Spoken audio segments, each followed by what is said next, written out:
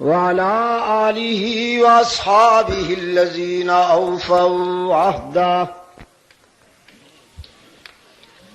الذين هم مفاتيح الرحمة ومصابيح الغرر.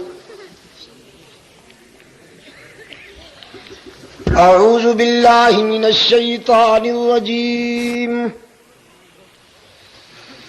بسم الله الرحمن الرحيم. إن الله اشترى من المؤمنين أنفسهم وأموالهم بأن لهم الجنة يقاتلون في سبيل الله فيقتلون ويقتلون وعدا عليه حقا في التوراة والإنجيل والقرآن فمن أوفى بعهده من الله فاستبشروا ببيعكم الذي بايعتم به وذلك هو الفوز العظيم. صدق الله مولانا العظيم. وعن معاوية بن أبي سفيان رضي الله تعالى عنهما قال قال رسول الله صلى الله عليه وسلم من يرد الله به خيرا يفقهه في الدين. وصدق رسوله النبي الأمي الكريم ونحن على ذلك لمن الشاهدين والشاكرين والحمد لله رب العالمين. صدر اجلاس، ارباب علم و دانش، محترم بزرگوں اور عزیز دوستوں، آج 23 اکتوبر 1987 ہم یہاں پشاور میں دعوت و تبلیغ کی نسبت سے جمع ہیں. آج کا یہ پروگرام جو شہدائے اسلام کانفرنس سے معنون ہے، انجمن تبلیغ قرآن و سنت اور مجلس تحفظ حقوق اہل سنت و جماعت کے اشتراک و تعاون سے ترتیب دیا گیا ہے، جس میں ہم اور آپ اپنی تاریخ کے ان تابناک کرداروں پر گفتگو کرنے اور سننے کے لیے جمع ہوئے ہیں جن کی جلالت کردار سے ہماری تاریخ چمک رہی ہے اور آنے والی نسلیں جن کے کردار پر تا قیامت فخر کرتی رہیں گی.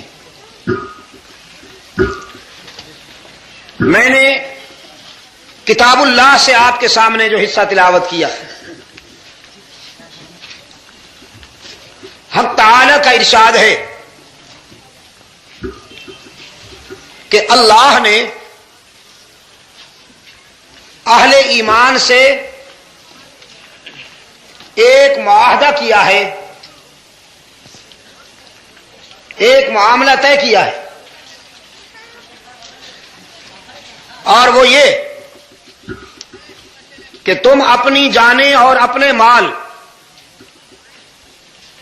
میری مرضی کے مطابق خرچ کرو، اور اس کے بدلے میں میں تمہارا دامن اپنی خوشنودی سے معمور کر دوں. جب یہ معاہدہ ہو گیا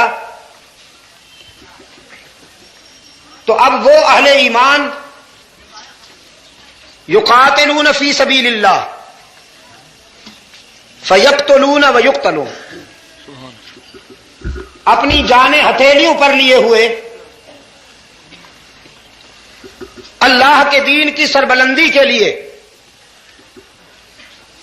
احقاق حق اور ابطال باطل کے لیے، خیر کی اشاعت اور شر کی رکاوٹ کے لیے، نیکیوں کو پھیلانے اور برائیوں کے خاتمے کے لیے، عدل و انصاف کی سربلندی اور ظلم و تعدی کے سدباب کے لیے اپنی جانیں ہتھیلی پر لیے ہوئے پھرتے ہیں۔ وہ اللہ کے دشمنوں سے ٹکراتے ہیں، مارتے ہیں اور اسی مہم میں کبھی مر بھی جاتے ہیں۔ فَيَقْتُلُونَ وَيُقْتَلُونَ۔ ارباب علم و دانش یاد رکھیے، مسلمان کی جیت صرف یہ نہیں ہے کہ وہ اللہ کے دشمن کو مار ڈالیں، جیت یہ بھی ہے، لیکن اگر وہ اللہ کے دشمن سے ٹکرا کر خود مر جائے تو یہ اس کی اس سے زیادہ وزنی جیت ہے۔ غازی بننا بھی بڑے اعزاز کی بات ہے،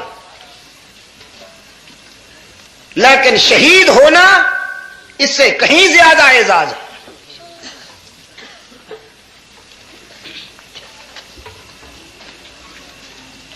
اسلام کا ایک بازو شمشیر افغن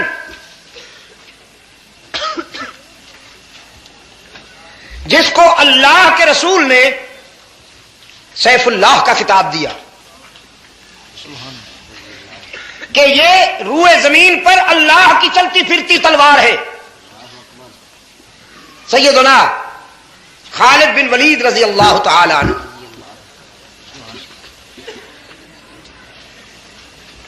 آرزو تھی ان کی کہ میں راہ حق میں مارا جاؤں، طبعی موت آئی انہیں، بستر علالت پر افسردہ نظر آئے، دیوار کی طرف منہ کر کے رو رہے تھے، ہچکی بندھی ہوئی تھی۔ پوچھا گیا خالد بڑی کامیاب زندگی گزاری ہے آپ نے، آپ تو میدان کے آدمی تھے، آپ نے تو کفر کی صفیں الٹ دی، آپ کے کردار پر تو نسلیں فخر کریں گی، یہ رونا سمجھ میں نہیں آیا۔ فرمانے لگے آرزو تھی کہ اس دنیا سے شہید بن کر جاؤں، خون شہادت سے رنگین ہو کر جاؤں، اور میں نے اپنی عملی زندگی میں جہاں موت کو قریب پایا وہیں خود کو جھونک دیا،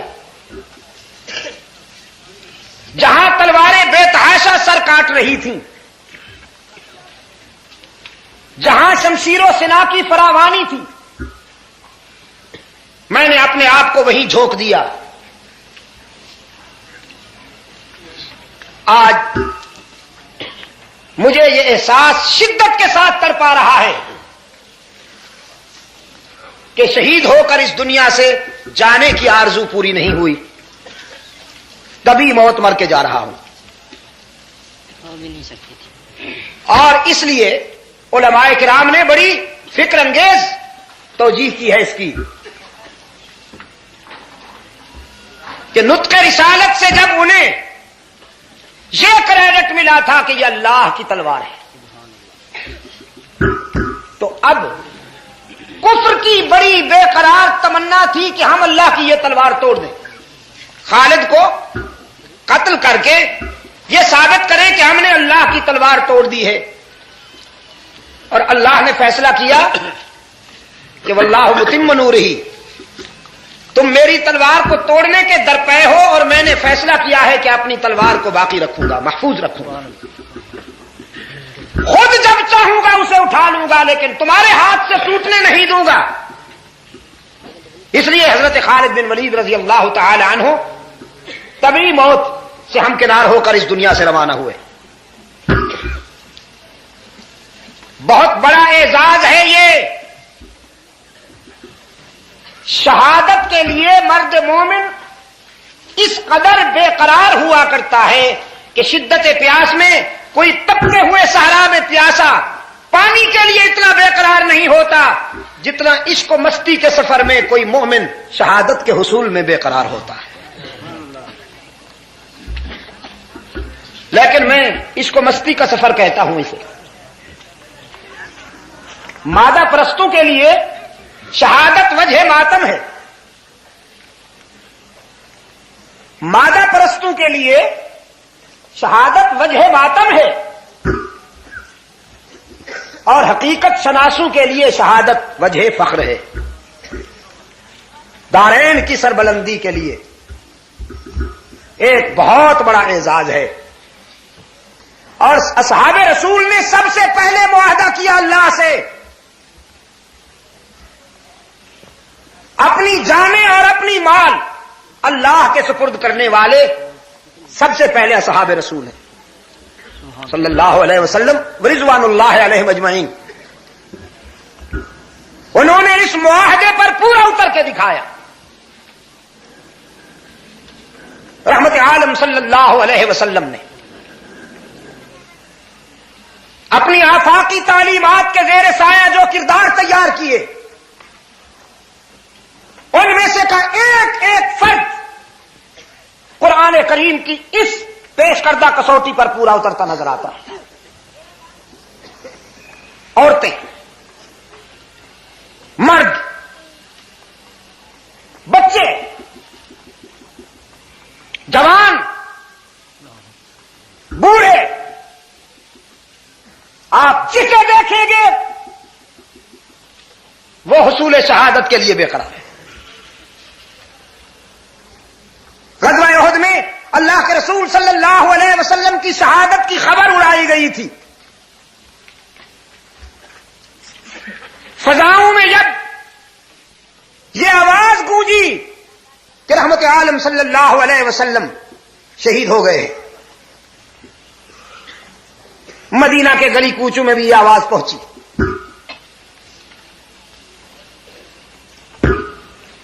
ضعفاء کے وہ کردار، بوڑھے، عورتیں جنہیں اللہ کے رسول صلی اللہ علیہ وسلم نے پناہ گاہوں میں رہنے کے لیے حکم دیا تھا اور حرب و ضرب کی گراباری سے مستثنا کیا تھا، جب انہوں نے سنا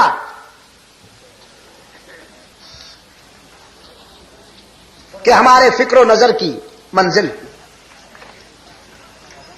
ہمارا قائد، ہمارا مقتدا اور پیشوا راہ حق میں شہید ہو گیا ہے، تو وہ ضعفاء جو پناہ گاہوں میں بٹھائے گئے تھے، پشاور کے روشن ضمیروں تاریخ کی صداقتیں گواہ ہیں کہ وہ ضعفاء پناہ گاہوں سے نکل کر موت کے تعاقب میں اٹھ کھڑے ہوئے. تاریخ جھوم جاتی ہے اس موزونیت پر کہ ضعفاء کا جو قافلہ سرزمین احد کی طرف بڑھتا ہے، اس قافلے کی قیادت کوئی منجا ہوا جہاں دیدہ بزرگ نہیں کر رہا، اس قافلے کی قیادت ایک بوڑھی خاتون کر رہی ہے.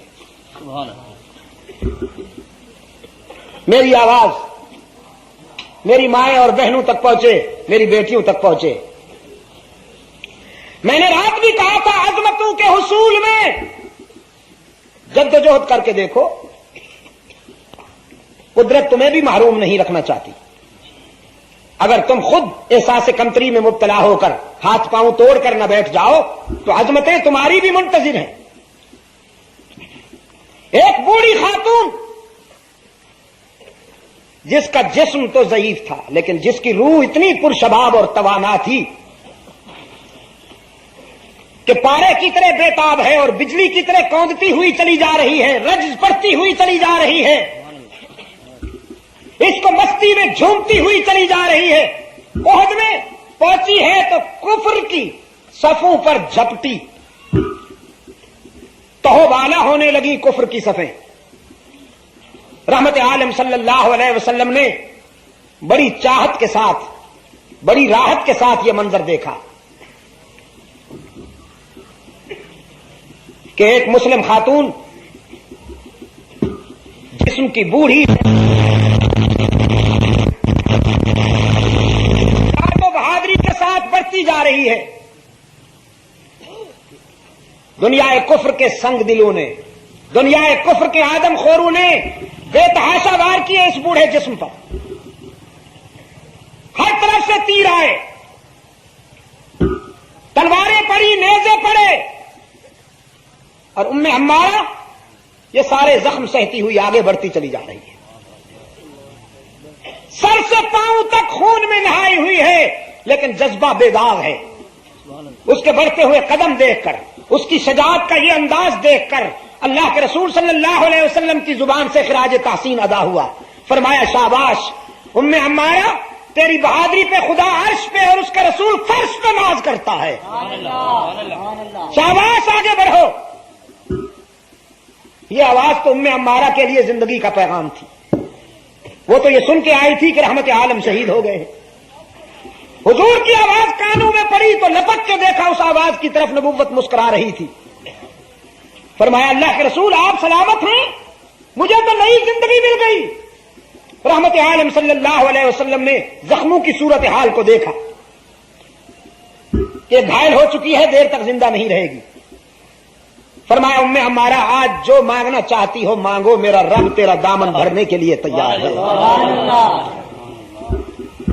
یہ ہے نا بِأَنَّ لَهُمُ الْجَنَّةُ، اس کا مفہوم یہی ہے.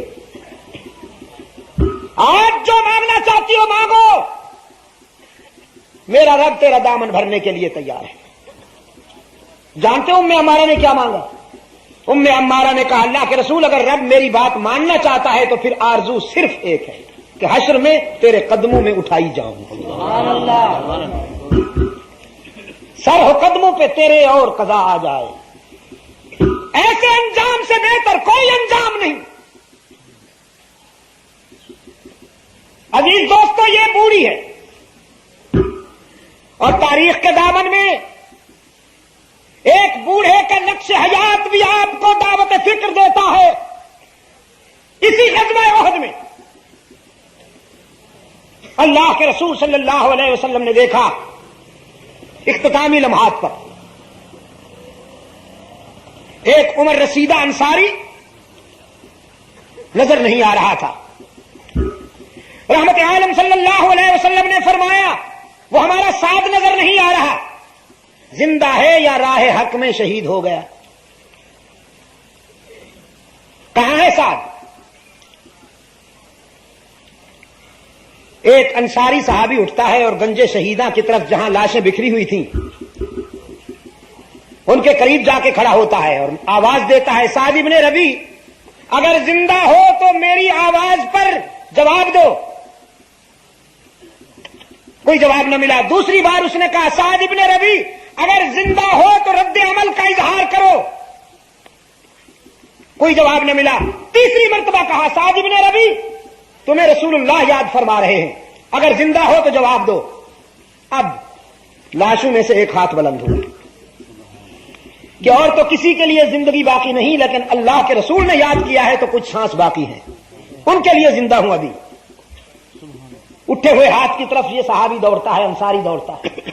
جا کے دیکھا ابن ربی زخموں میں ریزہ ریزہ ہے، جسم کا ایک ایک انگ ٹوٹا ہوا ہے. فرمایا ابن ربی آج تیرے مقدر پہ ہر مسلمان رش کر رہا ہے. اللہ کے رسول نے جس شفقت و محبت کے ساتھ تجھے یاد کیا ہے، ہر صحابی کی آرزو تھی کہ اے کاش سعد ابن ربی کی جگہ ہم ہوتے اور ہمیں اللہ کا محبوب اس شفقت کے ساتھ یاد کرتا. تمہیں رحمت عالم یاد فرما رہے ہیں. سعد کہتا ہے دیکھ تو رہے ہو، اے کاش میں چلنے کے قابل ہوتا تو اپنی شمع پر پروانہ وار پہنچتا. دیکھ رہے ہو کہ چل نہیں سکتا ہوں. جاؤ میرے آقا کو سلام کہہ دو اور عرض کر دو کہ ملاقات تو حشر میں ہوگی. میری طرف سے شکریہ ادا کر دو اللہ کے محبوب کا. جزاک اللہ محمد. ہر جائی تھے، تیری تعلیمات نے ہمیں یکجائی کر دیا. ہمارا سر در در پہ جھکتا تھا، تیری تعلیمات نے ہمیں اللہ کے حضور سجدہ ریزی کا خوگر بنا دیا. ہم دنیا سے ڈرتے تھے، موت سے ڈرتے تھے، تو نے زندگی کا وہ سلیقہ سکھایا کہ اب موت ہم سے ڈرتی ہے. ہم مجاور تھے، تیری تعلیمات نے ہمیں مجاہد بنا دیا. اللہ کے رسول ہم آستانہ پرست تھے، تو نے ہمیں خدا پرستی کا ذوق بخشا. اللہ آپ کو جزائے خیر عطا فرمائے دنیا میں بھی اور آخرت میں بھی.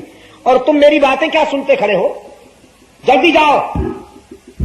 کوئی تیر، کوئی تلوار، کوئی نیزہ اللہ کے رسول تک نہ پہنچنے پائے. میری باتیں سننا اتنا ضروری نہیں ہے جتنا اللہ کی امانت کو سنبھالنا ضروری ہے.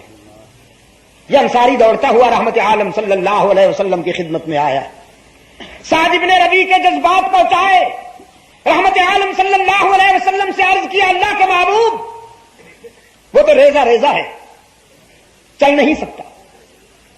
اس نے سلام بھی عرض کیے ہیں اور اس کے یہ جذبات بھی ہیں.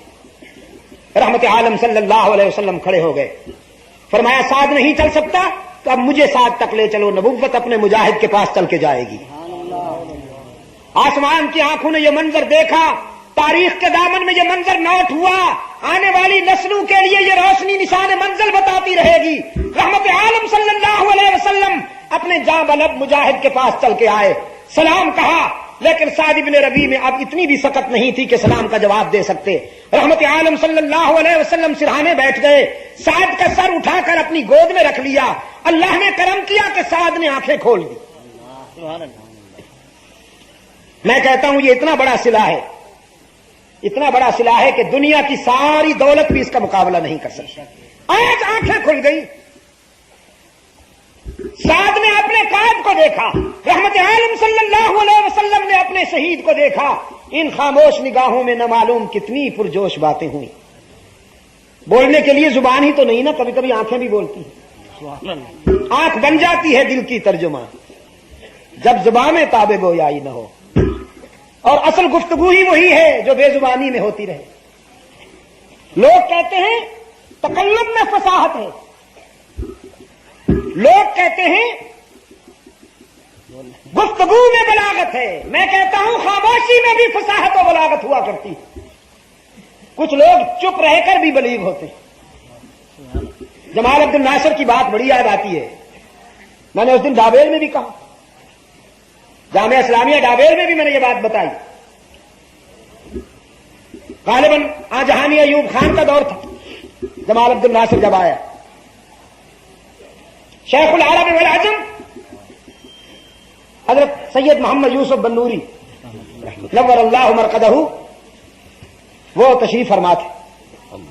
اور جمال عبد الناصر نے ایک جملہ کہا تھا، فرمانے لگے علماء کے علم کا اس وقت پتہ چلتا ہے جب وہ بولے.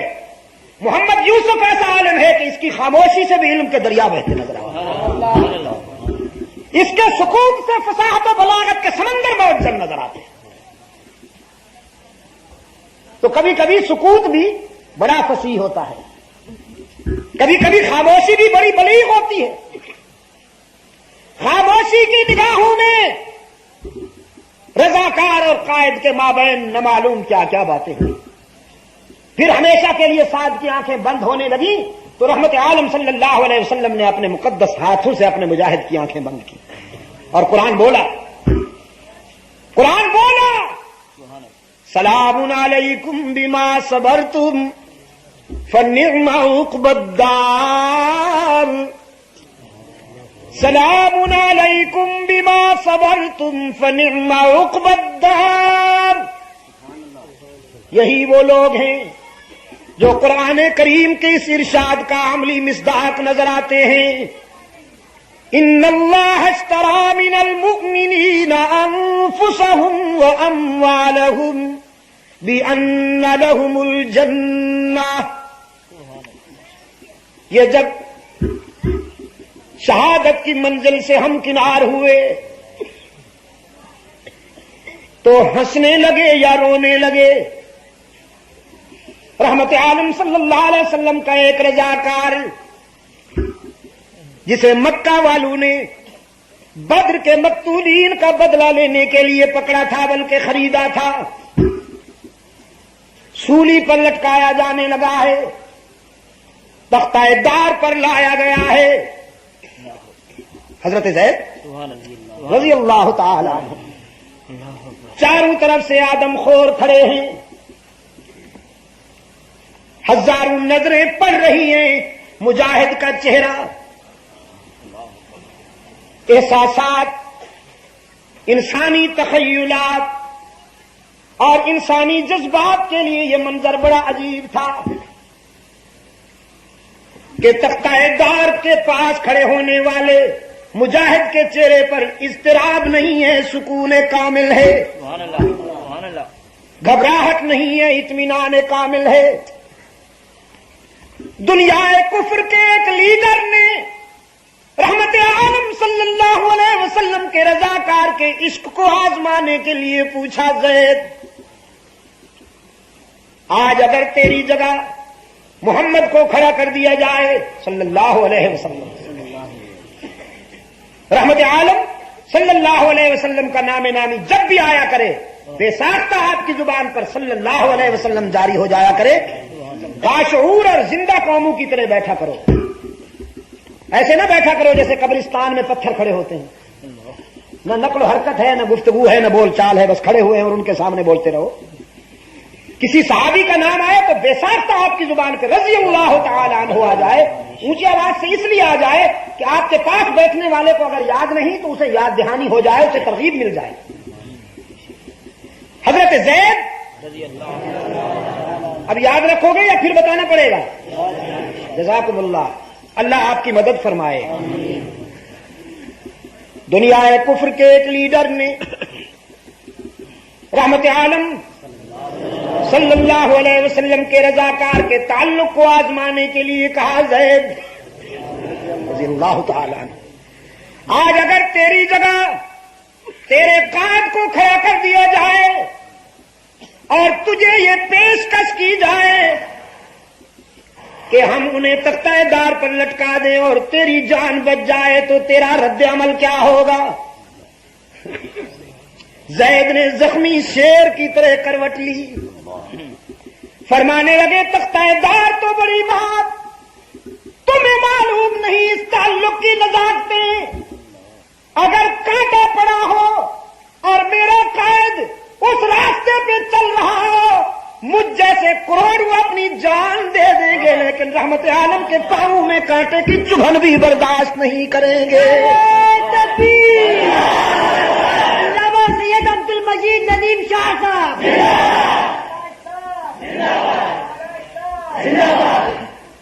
ہم جیسے کروڑوں اپنی جانیں دے دیں گے لیکن رحمت عالم صلی اللہ علیہ وسلم کے پائے اقدس میں کانٹے کی چبھن بھی برداشت نہیں کریں گے۔ زید کو جب سولی پہ لٹکایا گیا رضی اللہ تعالی عنہ، تاریخ کہتی ہے اتنا خون بہا اس کا کہ دیکھنے والے حیران ہو گئے۔ اس سلسلے میں جب معلوم کیا گیا تو طبی استعداد کے مالک جو لوگ تھے انہوں نے کہا مرنے والے کا خون اس لیے نہیں رکتا، اس قدر خون بہ رہا ہے اس لیے کہ اس کو موت سے ایک رائی کے برابر بھی خوف نہیں تھا، ایک رائی کے برابر بھی اس کو موت سے خوف نہیں تھا، اس لیے اس کے خون کا جو دوران ہے وہ پورے سبات تک۔ جب شہادت کی منزل سے ہمکنار ہونے والوں کے لیے یہ انجام قابل ماتم نہیں ہے تو پھر امت مسلمہ میں اور اس کے نظریات میں یہ گنجائش کہاں ہے کہ وہ کسی بھی شہید کے حوالے سے سینہ کو بھی کرے اور ماتم کو مذہب کی جز بنائے۔ ویر مؤونہ پر جام شہادت پینے والوں کا قول آپ کو یاد ہوگا، قرآن کریم کے وہ 70 قاری رحمت عالم صلی اللہ علیہ وسلم کے خدام خصوصی جن کے متعلق حضرت انس رضی اللہ تعالی عنہ فرماتے ہیں ویر مؤونہ پر جام شہادت پینے والے قرآن کریم کے قراء تھے، رحمت عالم صلی اللہ علیہ وسلم کے خصوصی خدام تھے، اور پھر غیور اتنے تھے، بازمیر اتنے تھے کہ کسب معاش کے لیے دن کو لکڑیاں چنتے تھے، بھیک نہیں مانگتے تھے۔ یاد رکھیے، مسلمان بھیک نہیں مانگتا۔ کمال تشنگی میں بھی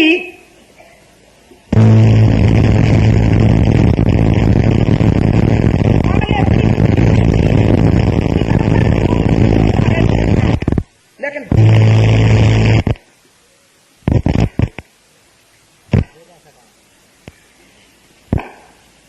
مسلمان کبھی بھیک نہیں مانگتا،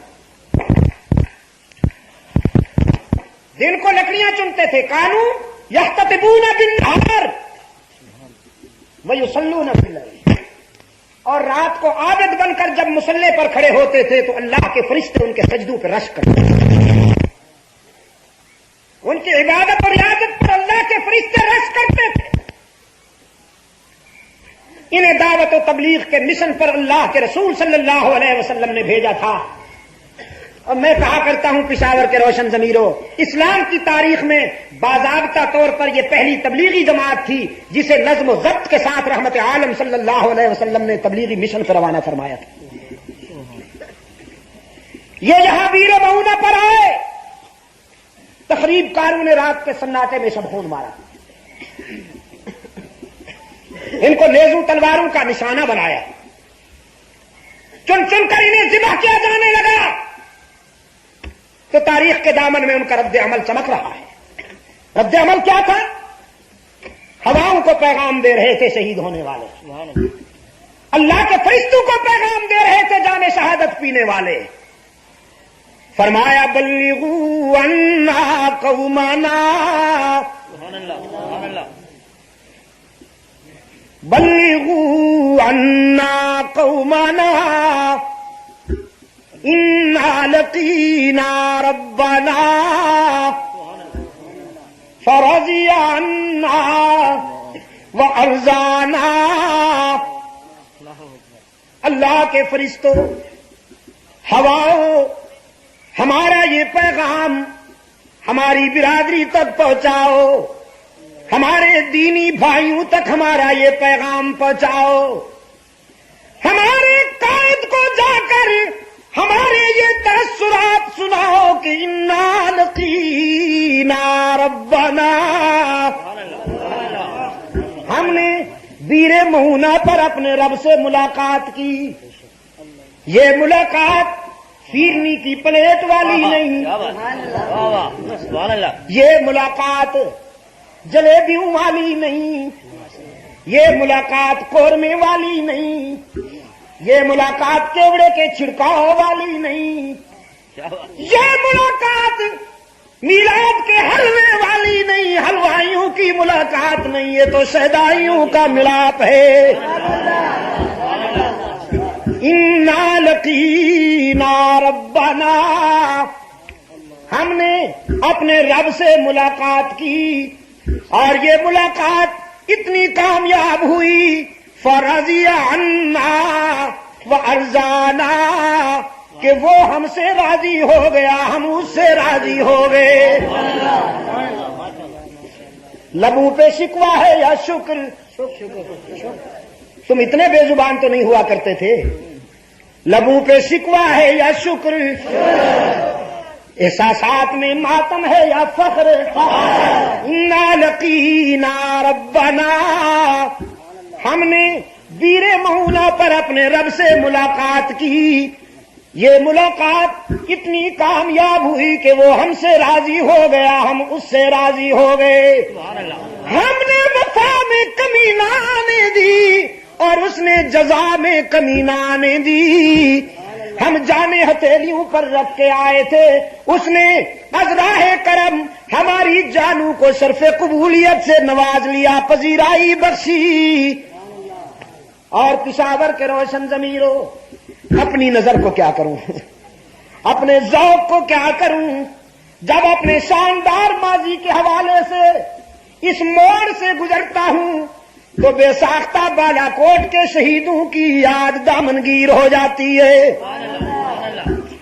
شاہ اسماعیل شہید یاد آ جاتے ہیں رحمت اللہ تعالی علیہ۔ اللہ ان لوگوں کو ہدایت عطا فرمائے جو چند ٹکوں کی عوض میں، چھوٹی چھوٹی لالچ میں اسلام کے ان جانباز مجاہدین پر زبان تان دراز کر کے اپنی عاقبت خراب کر رہے ہیں۔ شاہ اسماعیل شہید رحمت اللہ تعالی علیہ، جس کی قبر پر یہ تحریر چمک رہی ہے، اے ذبیح اللہ اسماعیل ماں شد ندایت سور اسرافیل ماں، خون خود را در کہو کو سارے لیک بیجے حریت در ہند بیخ۔ اللہ کے راستے میں ذبح ہونے والے ہمارے پیارے اسماعیل، اللہ کے فضل و کرم کی گھٹا برستی رہے تیرے مرکز پر کہ تیری صدائے حریت تو سور اسرافیل بن کر گونجی، غفلت کی نیند سونے والوں کو بیدار کر گئی، جو غفلت کی چادر تان کر سو رہے تھے وہ یوں بیدار ہوئے کہ موت کے تعاقب میں اٹھ کھڑے ہوئے۔ تم نے اپنے خون جگر کی بارش برسا کر بالا کوٹ کے سنگریزوں کو تو سرخ کر دیا، لیکن اللہ کے لطف و کرم کا می برسے تیری مرکز پر کہ تیرے خون کا ایک ایک قطرہ تحریک آزادی کی تمہید بن گیا۔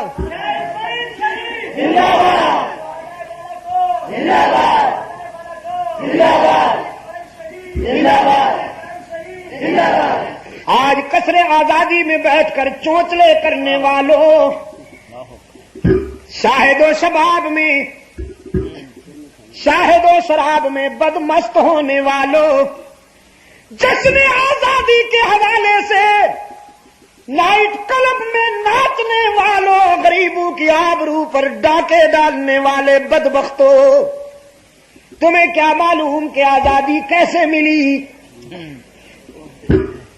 گورے شیطانوں نے تن کے گورے من کے کالے فرنگی شیطانوں نے پلیٹ میں رکھ کر یہ گفٹ نہیں دی۔ اس آزادی کے اصول کے لیے مالٹا سے لے کر بالا کوٹ تک میرے اسلاف کی لاشیں تڑپتی نظر آتی ہیں۔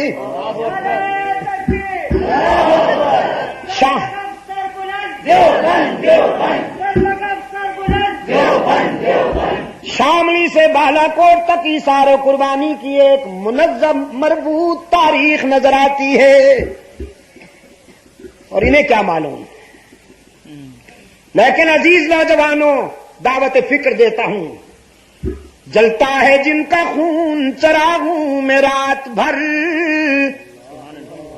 جلتا ہے جن کا خون چراغوں میں رات بھر، ان غمزدوں سے پوچھ کبھی قیمت سحر۔ اور یہ جو ہیرو بنے پھرتے ہیں، اجارہ دار بنے پھرتے ہیں تحریک آزادی کے، چمن سے اب جو تعلق ہیں جوڑنے والے یہی ہیں خون رگے گل نچوڑنے والے۔ ان کی تاریخ بڑی طویل ہے مہربانیوں کی۔ آج بھی ان کی مہربانیاں یہ ہیں کہ انہوں نے جبہ پوش، فتویٰ فروش، ضمیر فروشوں کا ایک لشکر خریدا ہے ان مجاہدین کی کردار کشی کے لیے۔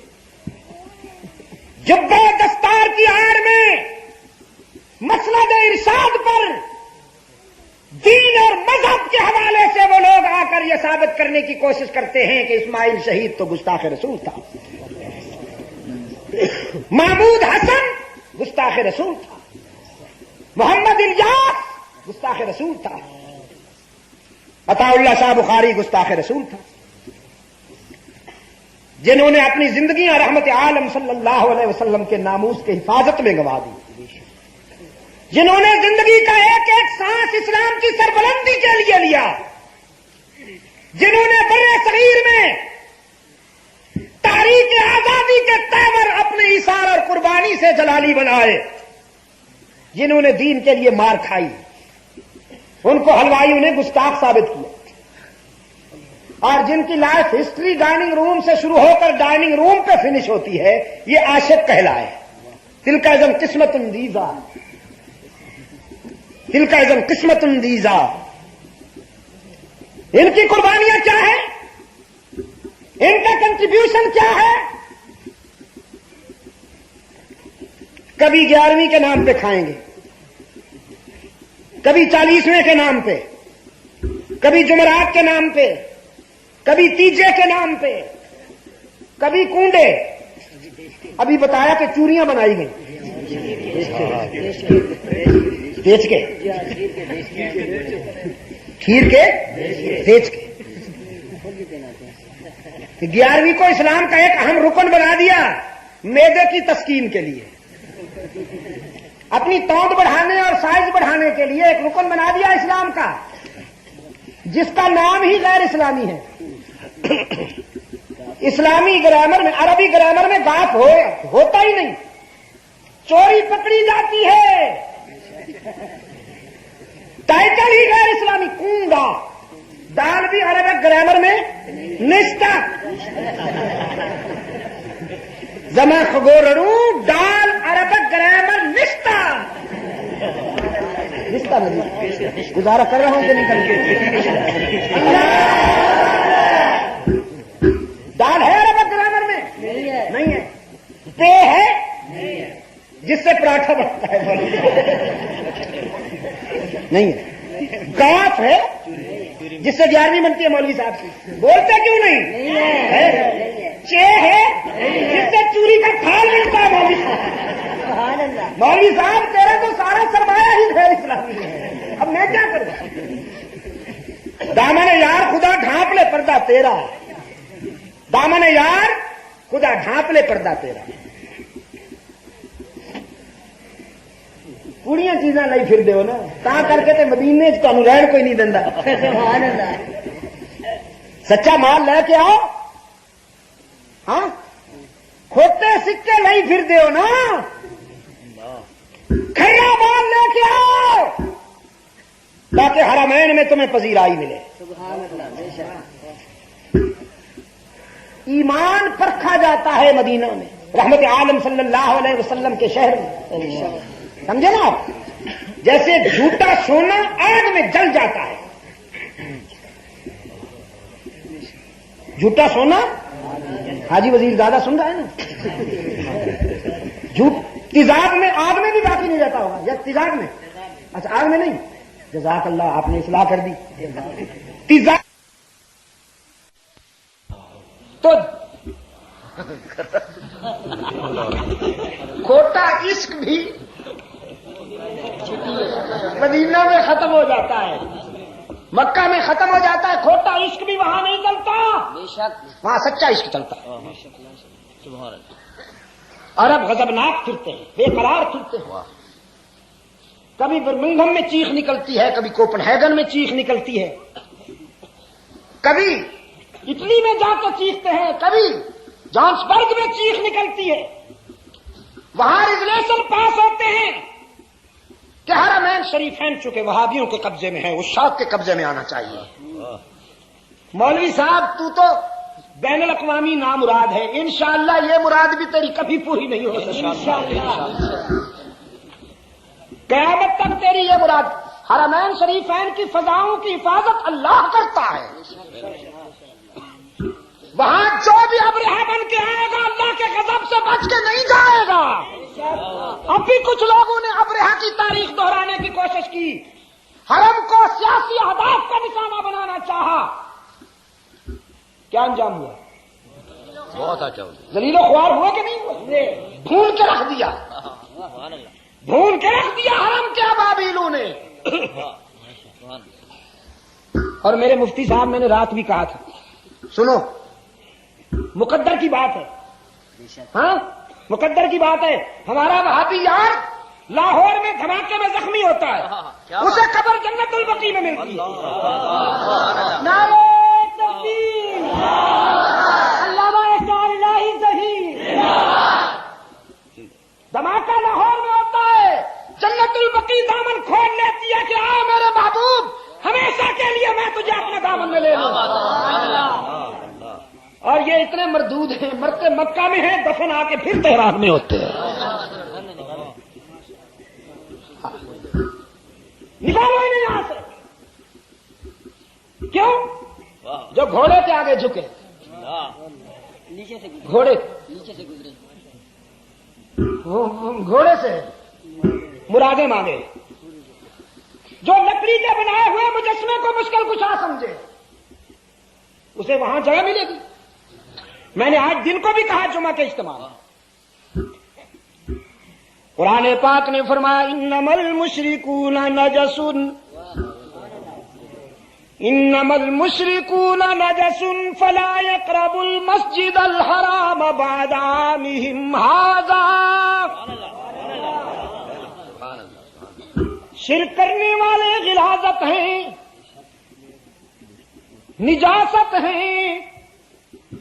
تم اپنے گھروں میں غلاظت برداشت نہیں کرتے تو رب العالمین بھی اپنے گھر میں غلاظت برداشت نہیں کرتا۔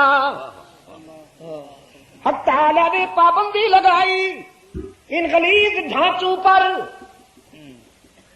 غلیظ ڈھانچوں پر ہے، اوپر سے تو جبے اور اندر سے شرک کی غلاظت، چاندی میں لپٹی ہوئی گوبر۔ قرآن پاک نے فرمایا فلا يقربوا المسجد الحرام بعد عامهم هذا، آج کے بعد ان کا داخلہ بند، کل بھی بند، آج بھی بند، اور قیامت تک ان کا داخلہ بند رہے گا۔ جب تک توحید میں وفا نہیں کریں گے، حرمین میں ان کا داخلہ بند ہی بند رہے گا۔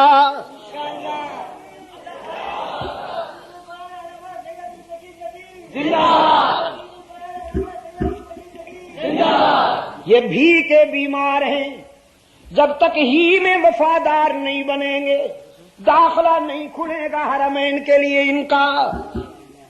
انسانی جبین کی عاجزیوں کے لیے سچا مسجود، ہاں یہ ضرب لگاتے رہنا۔ میرے عزیز نوجوانوں، بھول نہ جانا، اس سبق کو کبھی نہ بھول جانا۔ انسانی جبین کی عاجزیوں کے لیے سچا مسجود ہر جگہ موجود، علام الغیوب، کارساز و دستگیر، حاجت روا و مشکل کشا، عزت دینے والا، رزق دینے والا، اولاد عطا کرنے والا، یہب لمن یشاء اناسا ویہب لمن یشاء الذکور او یزوجہم ذکرانا واناسا ویجعل من یشاء عقیما۔ وہ جسے چاہتا ہے بیٹیاں عطا کرتا ہے، جسے چاہتا ہے بیٹے عطا کرتا ہے، اور جس پہ کرم کرتا ہے دونوں نعمتیں دے دیتا ہے۔ وَيَجْعَلُ مَن يَشَاءُ عَقِيمًا، اور جسے نہ دے تو ایک بھی نہیں دیتا۔ دینے پہ آ جائے تو مرید کو درجنوں بیٹے دے دے، نہ دینے پہ آئے تو حضرت صاحب کو ایک چوہا بھی نہیں ملتا۔ ہمارے یہاں ایک جرنیلوں کا پیر ہے، بڑی اونچی ٹوپی پہنتا ہے بیچارہ۔ میں نے کہا بعض لوگ قد بڑھانے کے لیے ایڑی چوٹی کا زور لگا، ویسے قد اونچا نہیں ہوتا تو ٹوپی اونچی پہنتے ہیں، بڑی اونچی ٹوپی پہنتا ہے۔ نہ بیٹی ہے اس کی نہ بیٹا۔ ایک دن کوئی من چلا مرید کہنے لگا حضرت صاحب یہ وہاں بھی مجھ کو تانا دیتے ہیں، آپ کی مہربانی سے میرے تو 10-12 ہیں، آپ کا ایک بھی نہیں ہے۔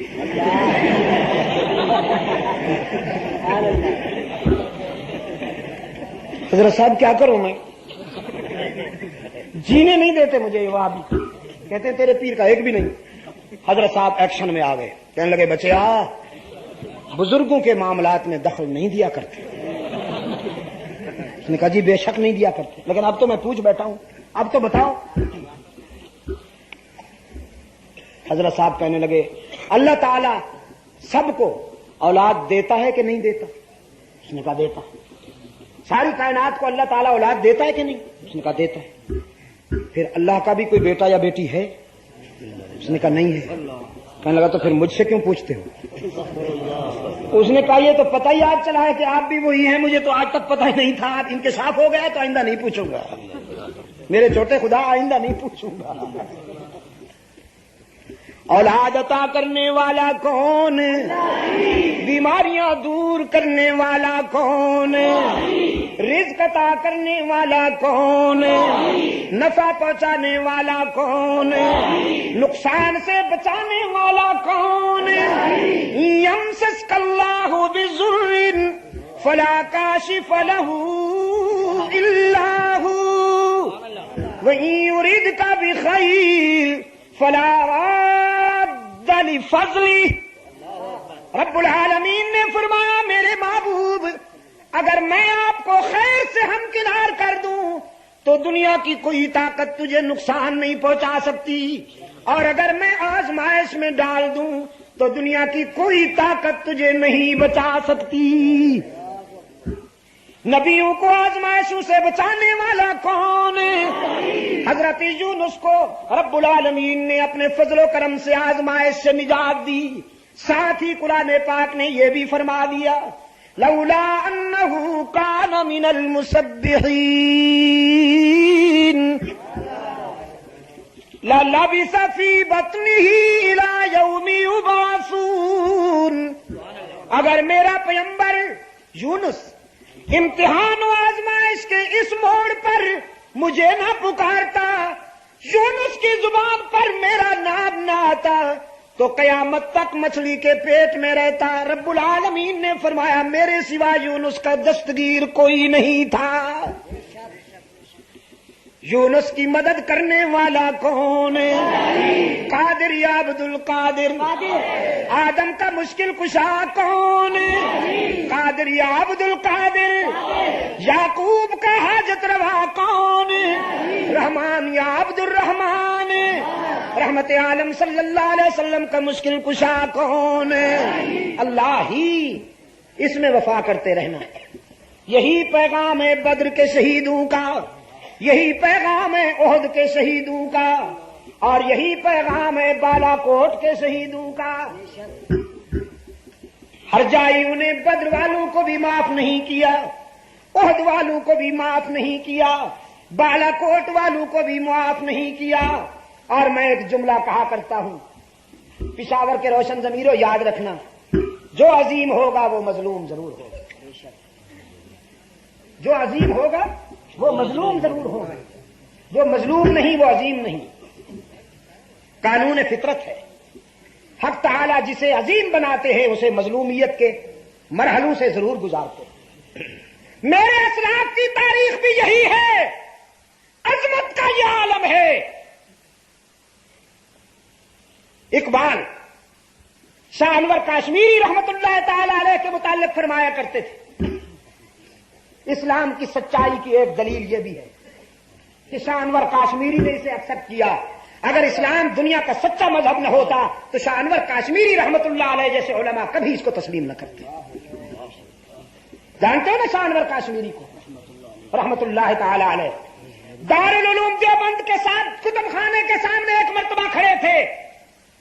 دارالعلوم دیوبند کے کتب خانے میں دین کے مختلف موضوعات پر جو کتابیں ہیں، تفسیر، حدیث، اصول، ادب، سیرت اور تاریخ پر مختلف موضوعات پر مختلف زبانوں میں جو کتابوں کی تعداد ہے ایک اندازے کے مطابق 4.25 لاکھ کتابیں ہیں دارالعلوم دیوبند کے کتب خانے میں۔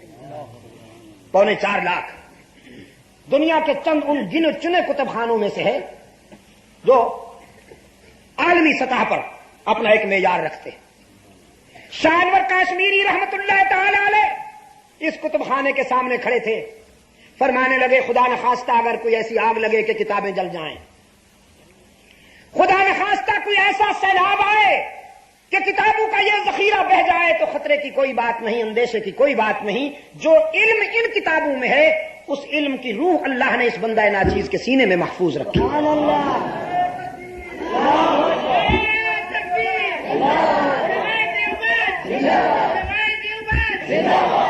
میرے عزیز دوستو، ایک مستقل تاریخ ہے، قرآن کی شرح لکھنے والے یہی، حدیث کی شرح لکھنے والے یہی،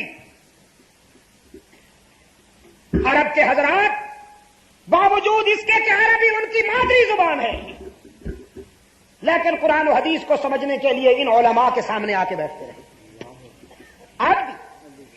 اب بھی قرآن و حدیث کو سمجھنے کے لیے عرب ممالک سے لوگ ان درویشوں کے سامنے آ کر بیٹھتے ہیں اور ان سے قرآن و حدیث کو سمجھتے ہیں۔ اور آج گالیاں دے رہے ہیں وہ جن کی گفتگو کا مدار ہی شیخ چلی کے لطائف اور میر کی غزلیں ہیں، جو میلاد اکبری کی نعتیں پڑھ پڑھ کے گزارا کرتے ہیں، گلا بجا بجا کر ترنم کے بل بوتے پر جو نمبر بناتے ہیں، ان کو کھلی چھٹی دی گئی ہے کہ وہ گالیاں دیں شاہ اسماعیل شہید کو، وہ گالیاں دیں محمد الیاس کو، وہ گالیاں دیں حسین احمد مدنی کو رحمت اللہ تعالی علیہ۔ ہائے، بر صغیر کی تحریک آزادی کے یہ وہ کردار ہیں جو انگریز کی آنکھوں کا کانٹا تھے اور انگریز کی آنکھوں کا کانٹا ہے۔ آج بھی جن کا نام سن کر فرنگی جنس لرز اٹھتی ہے، لرز اٹھتی ہے جن کا نام سن کر فرنگی جنس۔ یہ ہے راہ حق میں جانے دینے والے، راہ حق میں جانے دینے والے۔ کراچی کے خالق دینا حال کے در و دیوار آج بھی گواہ ہیں، اللہ نے شاید اس لیے ابھی تک اس کو باقی رکھا ہوا ہے۔ انگریز جج کی عدالت میں محمد علی جوہر، شوکت علی اور بڑے صغیر کے بڑے نامور قائدین اور لیڈروں کی موجودگی میں دارالعلوم دیوبند کا ایک تلمیذ رشید اور بڑے صغیر کے مسلمانوں کا ایک تابناک کردار سید مدنی رحمت اللہ تعالی علیہ انگریز کی عدالت میں ملزم بن کر کھڑے ہوئے ہیں۔ انگریز کہتا ہے حسین احمد، فلاں جلسے میں تم نے یہ فتویٰ دیا کہ برطانوی فوج میں شامل ہونا حرام ہے، اور تم جانتے ہو کہ یہ تقریر باغیانہ ہے۔ اچھا، میرے اسلاف نے اس قسم کے فتوے دیے کہ برطانوی فوج میں بھرتی ہونا حرام ہے، اور میرے مہربانوں نے کون سے فتوے دیے ہیں؟ انہوں نے فتوے دیے ہیں کہ دیوبندی سے ہاتھ ملایا جائے تو نکاح ٹوٹ جاتا ہے۔ ان کے فتووں کی پرواز ملاحظہ فرمائی۔ ایک مولوی صاحب نے جمعہ کی تقریر میں خوب پسینہ بہایا، پورا زور لگایا، یہ ویسے ہیں، یہ ایسے ہیں، یہ گستاخ ہیں، یہ فلاں ہیں، یہ رسول کے دشمن ہیں، یہ فلاں ہیں۔ ان سے ہاتھ ملانا اور ان کے سلام کا جواب دینا جو ہے وہ نکاح ٹوٹ جاتا ہے، لوگوں کو ڈرانے کے لیے کہ اور تو کسی بات سے یہ باز نہیں آئیں گے۔ جب یہ کہوں گا کہ نکاح ٹوٹ جاتا ہے تو خانہ بربادی سے ڈریں گے۔ ہمارے لوگ بھی بڑے ہوشیار ہوتے ہیں۔ ایک آدمی صبح سویرے مولوی صاحب کے پاس پہنچ گیا، السلام علیکم۔ مولوی صاحب نے کہا وعلیکم السلام، کیسے مزاج ہیں حضرت؟ ان کا ٹھیک ہوں، ہاتھ ملایا۔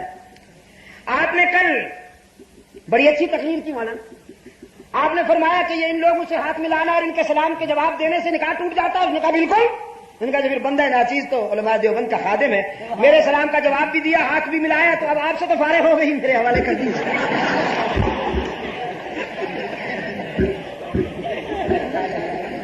ان کے فتووں کی پرواز ملاحظہ فرمائیے، پرواز ملاحظہ فرمائیے ان کے فتووں کی۔ اور میرے اسلاف کے فتوے یہ تھے، انگریز کی فوج میں بھرتی ہونا حرام ہے، دنیا اور آخرت کا خسران ہے۔ انگریز جج نے کہا حسین احمد تم نے یہ فتویٰ دیا تھا؟ مدنی رحمت اللہ علیہ نے فرمایا دیا تھا نہیں، اب بھی یہی کہتا ہوں اور جب تک زندہ رہوں گا یہی کہتا رہوں گا کہ انگریز کی فوج میں بھرتی ہونا حرام ہے. ایک مسلمان کے لیے یہ شایان شان نہیں، وہ جان دے سکتا ہے لیکن اسلام کے دشمنوں کی فوج میں بھرتی نہیں ہو سکتا. انگریز نے غضبناک نگاہوں سے اس درویش کو دیکھا، کہنے لگا جانتے ہو اس کی کیا سزا ہے؟ مدنی نے بغل میں دبائی ہوئی گٹھڑی میز پہ رکھی، فرمایا جانتا تھا اس کی کیا سزا ہے، جبھی تو کفن دیوبند سے ساتھ لایا ہوں. نعرہ تکبیر، نعرہ رسالت، علماء دیوبند، اس لیے کفن دیوبند سے ساتھ لایا ہوں.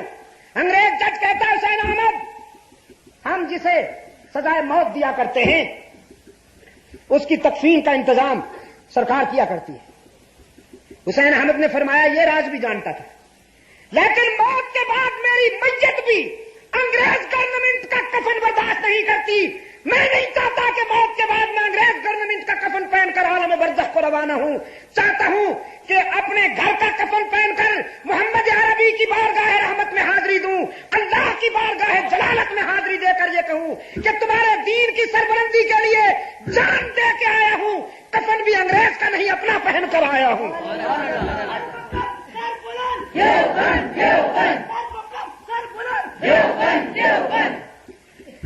یہ ہے تاریخ کے وہ تابناک کردار جن کی عظمت پر دجل، تلبیس، مکر اور جھوٹ کے پردے نہیں ڈالے جا سکتے. چاند پر تھوکنے والے کا اپنا منہ خراب ہوگا، اصحاب رسول پر تنقید کرنے والے کا اپنا انجام خوار ہوگا، اور ہوا. اصحاب رسول پر تنقید کے بستر چلانے والے کا اپنا انجام خراب ہوگا، اور برے صغیر کے ان تحریک آزادی کے متوالوں کی کردار کشی کرنے والوں کا بھی اپنا انجام خراب ہوگا. لیکن مجھے افسوس ہے کہ اس قسم کے لوگوں کو کھلی چھٹی دی جاتی ہے، ان کے لیے راستے ہموار کیے جاتے ہیں. ربیع الاول آ رہا ہے نا، سیزن ہے، سیزن کھانے کمانے کا سیزن آ رہا ہے جی.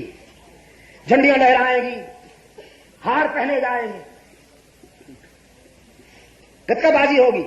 12 ربیع الاول کو رسول اکرم صلی اللہ علیہ وسلم کی وفات کا دن ہے. 12 وفات ہے نا، جانتے ہو 12 ربیع الاول کو مدینے میں کیا تھا؟ ہر آنکھ اس کے بعد. اور سیدہ فاطمہ فرما رہی تھی سبت علیہ مصائب لو انہا، سبت علیہ مصائب لو انہا سبت علی الایام سرنا لیالیا. میرے ابا کی وفات سے میرے دل پر اتنے صدمے ٹوٹے کہ اگر وہ صدمے دوپہر کو چمکتے ہوئے سورج پر ڈالے جائیں تو اندھیرے میں بدل جائے، روشنی سلب ہو جائے اس کی. 12 ربیع الاول کو سیدہ فاطمہ آنسو بہا رہی ہیں، فاروق اعظم اشک بار ہیں، صدیق اکبر رو رہے ہیں. مدینہ کے در و دیوار سے اشک ہی اشک اور آنسو ہی آنسو نظر آتے ہیں، اور یہاں مولوی صاحب دولہا بن کر ریڑھی پہ بیٹھے ہوئے ہیں، ٹرک کے آگے بھی ہار، اونٹ پر بھی ہار، گھوڑے پر بھی ہار، مولوی صاحب کے گلے میں بھی ہار. اب پتہ نہیں ان میں سے بڑا عاشق کون سا ہے. اور میں کہا کرتا ہوں ہار والے اکثر ہار جاتے ہیں، ہار والے اکثر ہار جاتے ہیں. اور مسند اقتدار پر بیٹھنے والوں نے بھی یہی طے کیا ہے، بس اسی حد تک اسلام لائیں گے، میلاد کے جلوس نکالیں گے، رمضان المبارک میں تراویح کی محفلیں نشر کریں گے، تراویح کی محفلیں نشر کریں گے. وہ بیچارے یتیم کھڑے ہوتے ہیں، کبھی ان کی عینک دکھائی جاتی ہے، کبھی ان کا جبہ دکھایا جاتا ہے. کیا بتاؤں تمہیں، تو چسکے دیتا ہے.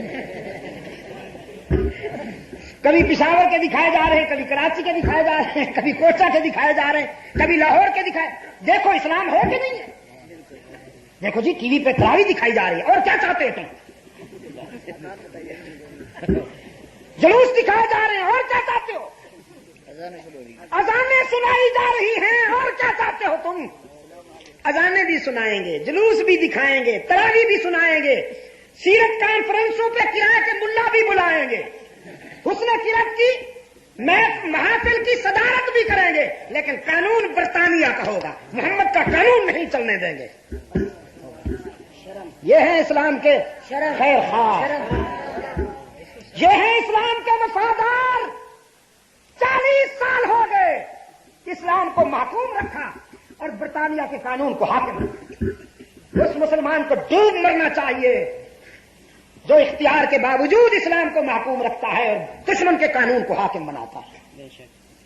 آج اسی کے نتائج ہیں دوستوں. جو کچھ ہو رہا ہے اردا گرد چہار جانب اسی کے نتائج ہیں. قرآن پاک نے فرمایا ضرب اللہ مثلا قریۃ کانت آمنۃ مطمئنہ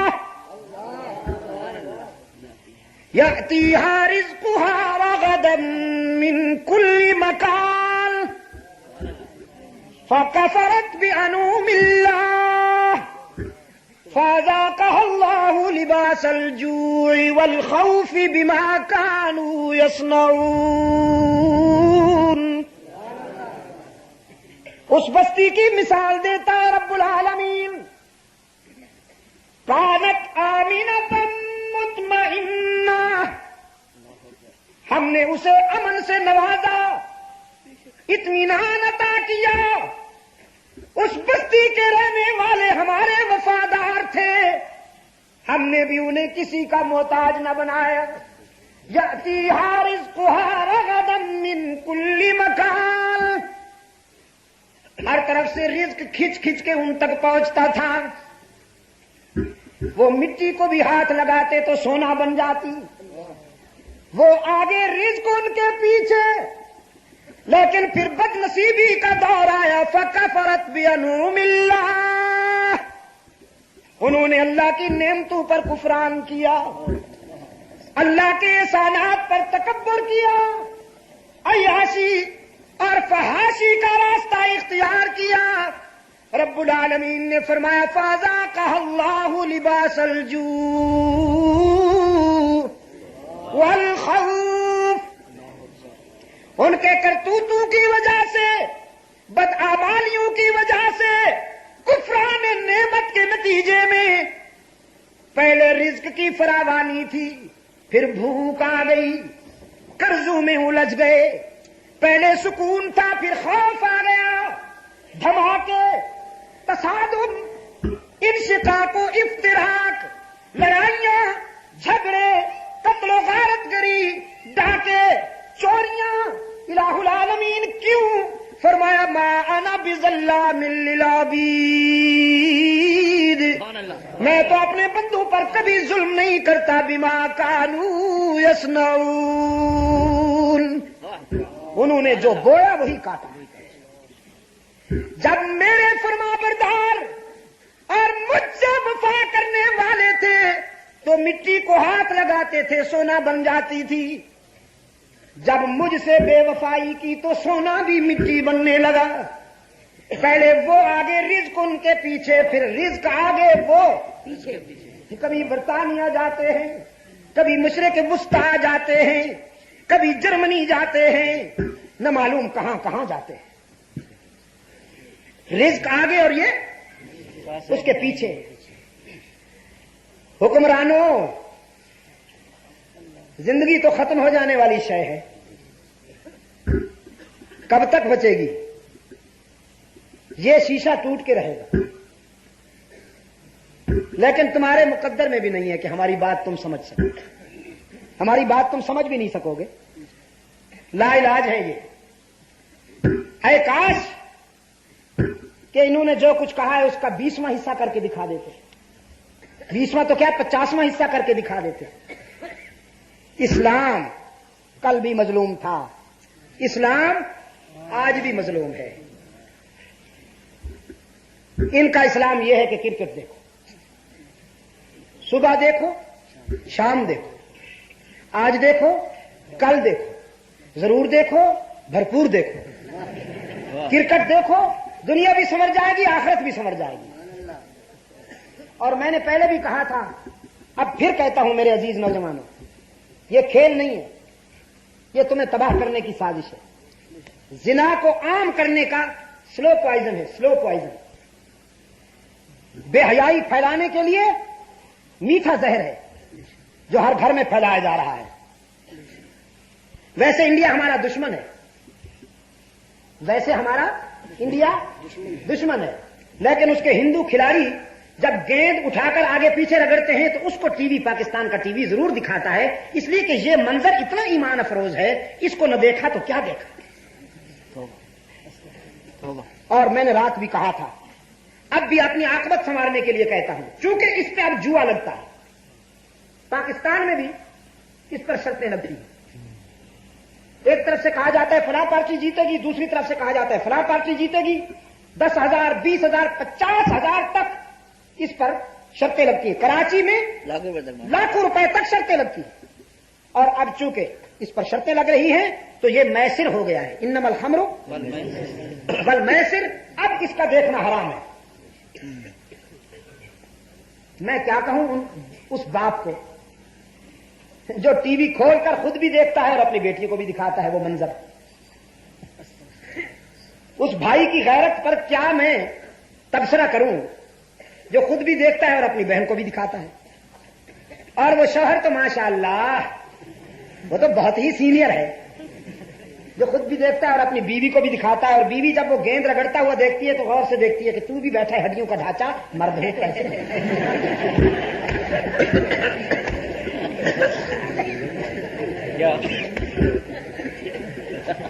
ڈوب مرو ظالموں، ہو انگریز کے ٹوڈیوں، ڈوب مرو۔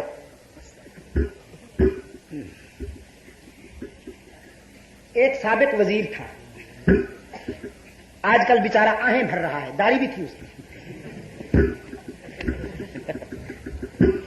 اور اس بے ضمیر کے لیے میرا یہ مشن تھا کہ جس جلسے میں اس کو بلایا جاتا تھا میں اس جلسے میں کبھی شرکت نہیں کرتا۔ دیکھو نا جی، ایک عام آدمی ہے بیچارہ، چلو اس نے دنیا پرستی کا راستہ اختیار کر لیا ہے اس کی، لیکن ایک دین کے حوالے سے داڑھی رکھی ہوئی ہے، مولوی بھی کہلاتا ہے اور بے ضمیری کا راستہ اختیار کرتا ہے، اس کی اور میری کبھی نہیں بنائی، کیا بات، اس کی اور میری کبھی نہیں بنائی۔ وہ اکثر کہا کرتا تھا، شاہ صاحب قرآن تو اچھا پڑھتے ہیں، شاہ صاحب تقریر بھی بڑی اچھی کرتے ہیں لیکن گالیاں دیتے ہیں۔ تم جو جھک مارتے پھرو وہ سب ٹھیک ہے، اور اگر ہم تمہیں آگاہ کریں کہ یہ راستہ ہلاکت کا، اس سے باز آ جاؤ تو اس کا نام گالی ہے۔ یہ جو کچھ دکھایا جا رہا ہے، میں آپ سے پوچھتا ہوں اس سے بڑی گالی کوئی ہو سکتی ہے؟ نہیں۔ کرکٹ کے حوالے سے بے حیائی کے جو مناظر اس قوم کی بہو بیٹیوں کو دکھائے جا رہے ہیں، اس سے بڑی گالی کیا ہو سکتی ہے؟ پوچھنے کی بھی کوئی ضرورت نہیں قوم سے، کوئی ضرورت نہیں قوم سے پوچھنے کی کہ ہم کرکٹ دکھائیں تمہیں یا نہ دکھائیں، کیونکہ یہ تو متفقہ بات ہے، اس پر تو کسی کو اختلاف ہی نہیں۔ اختلاف ہے تو اسلام کے بارے میں ہے، شریعت آئے یا نہ آئے اس کے لیے اسمبلی میں بھی بحث ہوتی ہے، سینٹ میں بھی بحث ہوتی ہے، اور بھی پتہ نہیں کیا کیا مرحلے طے کیے جاتے ہیں، آئے یا نہ آئے، اور پھر بڑے آرام سے کہتے ہیں جی ہم کیا کریں، اس پر تنازعات ہیں، لوگ متفق نہیں ہیں، ہم ان کی شریعت لائیں کہ ان کی شریعت لائیں کہ ان کی شریعت لائیں، ہم کس کا اسلام لائیں؟ خود تنازعات پیدا کیے، خود لڑائیاں پیدا کی، اسلامی نظام کا راستہ روکنے کے لیے، یہ بہانہ تلاش کرنے کے لیے کہ جب ہم سے یہ بات کہی جائے تو ہم یہ کہیں کہ صاحب ہم ان کا اسلام لائیں کہ ان کا اسلام لائیں کہ ان کا اسلام لائیں۔ تم ہی قاتل، تم ہی مخبر اور تم ہی منصف ٹھہرے تو اقربا میرے کریں خون کا دعویٰ کس وقت؟ سعودی عرب میں یہ جھگڑے ہیں، جدہ سے ریاض تک، الخبر سے مدینہ تک، طائف سے دمام تک، پورے سعودی عرب میں چلے جائیے، ایک ہی اذان ہر مسجد میں سنائی دے گی۔ یا اذان میں کوئی ملاوٹ کی ہے انہوں نے؟ کر سکتے ہیں وہ؟ کیوں؟ اس لیے کہ حکمرانوں کی پالیسی یہ ہے کہ مذہب کو کھیل نہیں بننے دیا جائے گا، مذہب کو باقیچہ فال نہیں بننے دیا جائے گا. سعودی عرب میں اذان میں ملاوٹ ہوئی نہیں, کلمے میں نہیں ہوئی نہیں. وہاں کوئی اصحاب رسول کے خلاف زبان درازی کر سکتا ہے نہیں. وہاں پر کوئی اصحاب رسول کے خلاف کتابیں لکھ سکتا ہے نہیں. وہاں کوئی شرک و بدعت کی دکان چمکا سکتا ہے نہیں چمکا سکتا, اس لیے کہ حکمرانوں کی پالیسی ہے مذہب کو کھلونا نہیں بننے دیا جائے گا. اور یہاں اسلام کے ہاتھ پاؤں باندھ کر درندے چھوڑ دیے گئے. کوئی ادھر سے نوچتا ہے, کوئی ادھر سے نوچتا ہے, کوئی صحابہ رسول کے خلاف لکھتا ہے, کوئی اہل بیت کے خلاف لکھتا ہے, کوئی ختم نبوت کا انکار کرتا ہے, کوئی حدیث کی حجیت کا انکار کرتا ہے, کوئی نماز روزہ حج زکات کا منکر ہے. نہ معلوم کیا کیا مصیبتیں ہیں. کوئی اذان میں ملاوٹ کر رہا ہے, کوئی کلمے میں ملاوٹ کر رہا ہے, کسی نے اپنی مرضی کا درود و سلام گھڑ لیا ہے. ایک درد سر ہے جس میں پوری قوم مبتلا ہے. اور ہم یہ ہیں جناب کہ اصل مہربان کو پہچانتے نہیں اور آپس میں لڑ رہے ہیں. اصل مہربان کو پہچاننے کی ضرورت ہے. میرے عزیز دوستوں, میں معذرت چاہتا ہوں, ادھر ادھر چلا گیا. برے صغیر میں ایثار اور قربانی کی تاریخ مرتب کرنے والے آنے والی نسلوں کے لیے بھی ان کا کردار قابل فخر رہے گا. شہداء قدیم ہوں یا جدید, ہر شہید کا انجام قوم کے لیے زندگی کا پیغام لاتا ہے. احد کے شہیدوں پر اللہ کے رسول نے ماتم کیا یا فخر کیا؟ بدر کے شہیدوں پر اللہ کے رسول صلی اللہ علیہ وسلم نے ماتم کیا یا فخر کیا؟ ہمیں بھی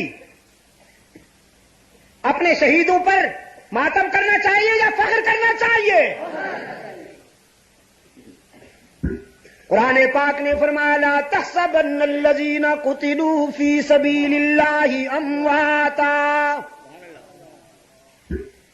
پہلے کہا لا تقولوا لمن يقتل فی سبیل اللہ اموات. اللہ کے راستے میں جان دینے والے بظاہر تو کٹ جاتے ہیں, لیکن رب العالمین نے فرمایا انہیں مردہ کہنا بھی میں برداشت نہیں کرتا. تمہاری زبان سے یہ لفظ نہیں نکلنا چاہیے. الہ العالمین. آخر لاشیں تڑپتی ہوئی نظر آتی ہیں,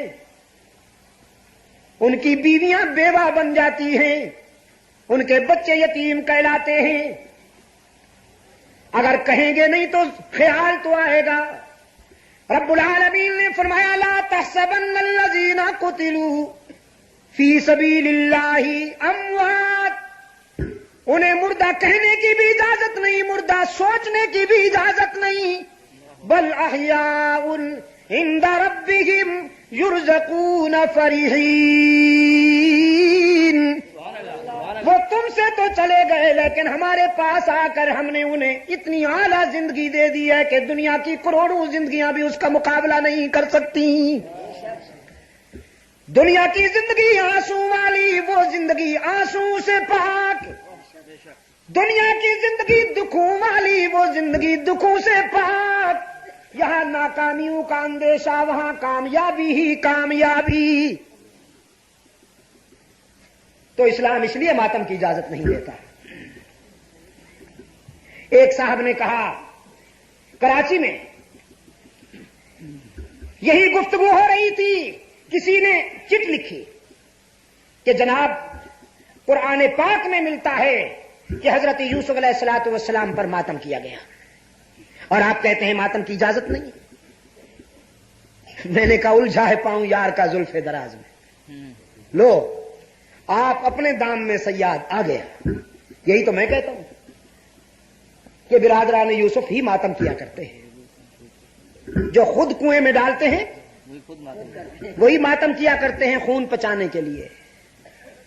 جنہوں نے حضرت یوسف علیہ الصلوۃ والسلام کو اپنے ہاتھوں سے کنویں میں ڈالا اور پھر خون پچانے کے لیے ایک جانور ذبح کر کے حضرت یوسف کے کرتے کو اس کے خون سے آلودہ کرتے ہوئے پھر اس کو بلند کر کے علم بنا کے آئے حضرت یعقوب علیہ الصلوۃ والسلام کے پاس. قرآن پاک نے فرمایا وَجَاءُوا أَبَاهُمْ عِشَاءً يَبْكُونَ. قالوا یا ابانا انا ذهبنا نستبق وتركنا يوسف عند متاعنا فاكله الذئب وما انت بمؤمن لنا ولو كنا صادقین. اپنے ہاتھوں سے کنویں میں ڈالنے والے مہربان، خون پچانے کے لیے حضرت یوسف علیہ السلام کا کرتا اٹھائے ہوئے یعقوب علیہ السلام کے پاس آئے، روتے ہوئے پیٹتے ہوئے. اور آئے کس وقت؟ عشاء یبکون، عشاء کے بعد. یہ سب سے پہلی شام غریبہ تھی، سب سے پہلی شام غریبہ تھی جو کسی مظلوم کا خون پچانے کے لیے منائی گئی ہے، اور یہ برادران یوسف نے اس کا آغاز کیا. حضرت یعقوب علیہ السلام کے پاس آ کر انہوں نے اپنی معصومیت بیان کی، کہنے لگے جناب ہم تو بالکل بے گناہ ہیں. یعقوب علیہ السلام کے سامنے ساری آرٹیفیشل سٹوری سنائی. یوسف کو لے گئے، جنگل میں بٹھایا، سامان کی رکھوالی کے لیے انہیں ہم نے متعین کیا، ہم ادھر ادھر ہو گئے، بھیڑیا آیا ہمارے بھائی کو کھا گیا. اور ٹھہریے ذرا، غم نے جوش مارا ہے، سینہ کوٹا، کاروائی ڈالی اور کہنے لگے ما انت بمؤمن لنا ولو كنا صادقین. اندیشہ یہ ہے کہ آپ ہماری بات پر اطمینان نہیں کریں گے، ہماری بات پر یقین نہیں آئے گا، لیکن ہم بڑے سچے لوگ ہیں اور یوسف کے خیر خواہ ہیں، جھوٹ تو نہیں بولتے. یہ کرتا لائے ہیں، دیکھیے وہی کرتا ہے کہ نہیں. یعقوب علیہ السلام نے کرتا دیکھا، کہنے لگے جی یہ خون بھی وہی ہے. ٹھہریے ذرا، پھر ہم نے جوش مارا ہے، پھر کاروائی ڈالی ہے. یعقوب علیہ السلام نے کرتا دیکھا، الٹ کر پلٹ کر فرمانے لگے بڑا کوئی پڑھا لکھا بھیڑیا تھا، کوئی آکسفورڈ کا تعلیم یافتہ تھا یا قم کا آیت اللہ تھا. میرے بیٹے کو تو کھا گیا ہے لیکن کرتے پہ ایک دانت بھی نہیں لگنے دیا. وہ چیرنا پھاڑنا بھول گئے. دروغ گورا حافظہ نہ باشد، دروغ گورا حافظہ نہ باشد. خون تو لگایا لیکن اسے چیرنا پھاڑنا بھول گئے. بالکل ٹھیک ٹھاک، صرف خون لگا ہوا. یعقوب علیہ السلام نے فرمایا بڑا کوئی سمجھدار بھیڑیا تھا، انٹیلیجنٹ تھا، نہیں کوئی بارٹ لا تھا یا آیت اللہ تھا. بیٹے کو تو کھا گیا لیکن کرتے پر ایک بھی دانت نہیں لگنے پایا. بل سولت لکم انفسکم امرا. سمجھ گیا ہوں، سارا منصوبہ سمجھ میں آ گیا. لیکن فرمایا اس دردناک خبر کو سننے کے باوجود، تمہاری ساری کہانی سننے کے باوجود، اپنے بیٹے کی جدائی کے غم کے باوجود، میں تمہارے ساتھ ماتم میں اور سینہ کوبی میں شریک نہیں بنوں گا. فصبر جمیل، میں صبر کروں گا. واللہ المستعان ولا ما تصفون. اپنے بیٹے کو اللہ کے سپرد کرتا ہوں. پشاور کے روشن ضمیروں، دیکھا آپ نے قرآن کریم کے آئینے میں آپ کو منظر صاف نظر آئے. ماتم کون کیا کرتے ہیں؟ برادران یوسف. اپنا جرم چھپانے کے لیے سینہ کوبی کرتے ہیں اور ماتم. اور قرآن پاک نے فرمایا مظلوم کبھی ماتم نہیں کرتے، مظلوموں کا شیوا صبر رہا ہے.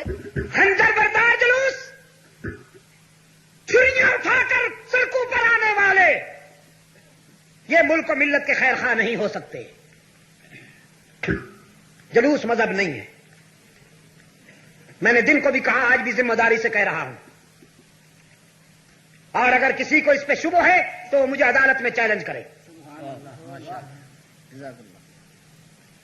بڑی سے بڑی عدالت میں حاضر ہونے کے لیے تیار ہوں.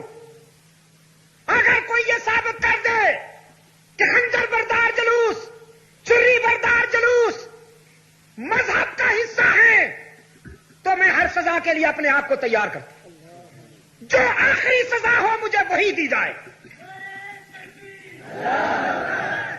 اور اگر وہ ثابت نہیں کر سکتے اور قیامت تک نہیں کر سکتے تو ہم انہیں کوئی سزا دینے کے لیے تیار نہیں ہیں. ہم صرف یہ مطالبہ کرتے ہیں کہ یہ ملک ہمارا ہے، یہاں 95% مسلمانوں میں اہل سنت و جماعت کی اکثریت رہتی ہے. اس ملک میں ملک کی واضح اکثریت کے عقائد و نظریات کے خلاف کوئی قدم مذہب کے حوالے سے نہیں اٹھنا چاہیے. اور اگر تم یہ ظلم بند نہیں کرو گے تو پھر انشاءاللہ یہ فرض قوم خود ادا کرے گی اور اس سرزمین کو ہم امن و سلامتی کا گہوارہ بنا کر رہیں گے. وآخر دعوانا ان الحمدللہ رب العالمین. مورخہ 23 اکتوبر 1987 بمقام شہدائے اسلام گنج پشاور مولانا سید عبد المجید ندیم شاہ صاحب خطاب فرما رہے تھے. موضوع تھا اللہ کی تلوار. ممتاز علماء کرام اور اکابرین کی تقاریر کے گراں قدر کیسٹوں کا مرکز پاک ریکارڈنگ، پہلی منزل کریم سینٹر، صدر کراچی. Phone number